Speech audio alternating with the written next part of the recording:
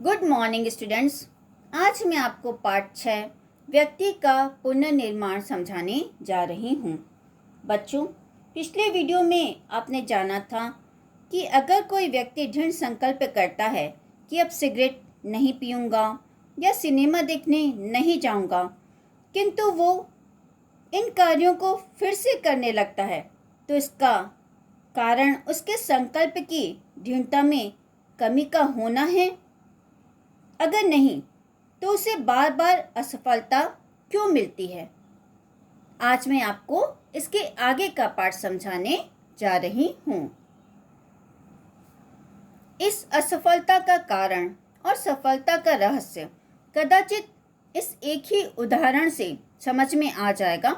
जमीन पर एक 6 इंच चौड़ा और 1 फुट लंबा लकड़ी का तख्ता रखा है। यदि आपसे उस पर चलने के लिए कहा जाए तो आप चल सकेंगे? क्यों नहीं, बड़ी आसानी से आप उस पर चल लेंगे।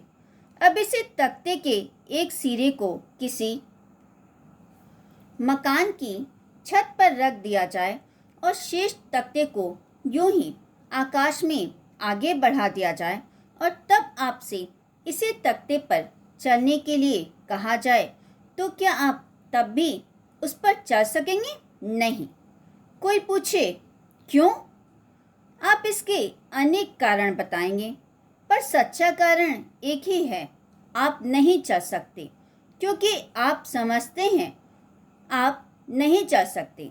यदि आप विश्वास कर लें कि आप चल सकते हैं और उसी लकड़ी के तख्ते को थोड़ा थोड़ा जमीन से ऊपर उठाते हुए उसी पर चलने का अभ्यास करें, तो आप उस पर बड़े आराम से चल सकेंगे।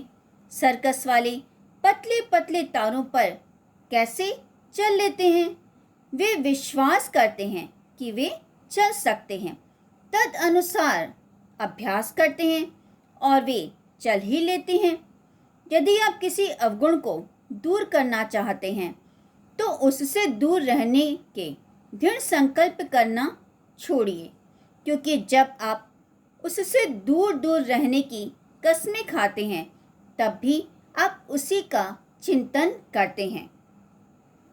चोरी न करने का संकल्प भी चोरी का ही संकल्प है।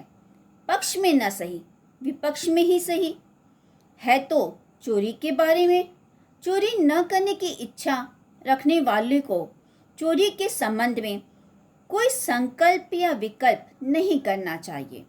यदि हम अपने संकल्प विकल्पों द्वारा अपने अवगुणों को बलवान न बनाएं, तो हमारे अवगुण अपनी मौत आप मर जाएंगे, वे स्वयं ही समाप्त हो जाएंगे। आपकी प्रकृति चंचल है, आपका स्वभाव चंचल है। आप अपने गंभीर स्वभाव की भावना करें। यथावकाश अपने मन में गंभीर स्वरूप का चित्र देखें। अचिरकाल में ही आपकी प्रकृति बदल जाएगी। अचिरकाल का अर्थ होता है अल्पकाल या शीघ्र, तो थोड़े समय में ही आपकी प्रकृति बदल जाएगी। यदि आपकी प्रकृति अस्वस्थ है, तो आप अपने ही स्वस्थ स्वरूप की भावना करें और यथावकाश अपने मन में अपने स्वस्थ स्वरूप का चित्र देखें। अचिरकाल में ही प्रकृति बदल जाएगी। शायद आपको गंभीरता, अस्वस्थता, शांति की उतनी आवश्यकता ही नहीं जितनी दूसरी लौकिक चीज़ों की है। लौकिक का अर्थ होता है इस लोक से संबंधित चीज़ों की जितनी आपको आवश्यकता है, उतनी गंभीरता, अस्वस्थता या शांति की आवश्यकता आपको नहीं है। उन चीज़ों की प्राप्ति में यह नियम निश्चयात्मक रूप से सहायक होगा, किंतु निर्णायक नहीं होगा। संसार में प्रत्येक कार्य अनेक कारणों से होता है। यदि दूसरे कारण एकदम प्रतिकूल हो, एकदम विरुद्ध हो, तो अकेली भावना क्या करेगी? कोई तरुण अपने शरीर को बलवान बनाना चाहता है, खाने पीने के साधारण नियमों का ख्याल नहीं करता, स्वच्छ वायु में नहीं सोता, व्यायाम नहीं करता, केवल भावना के ही बल पर बलवान होना चाहता है तो यह असंभव है। भावना अपना काम करती है, किंतु अकेली भावना खाने पीने, स्वच्छ वायु और व्यायाम सभी की जगह नहीं ले सकती।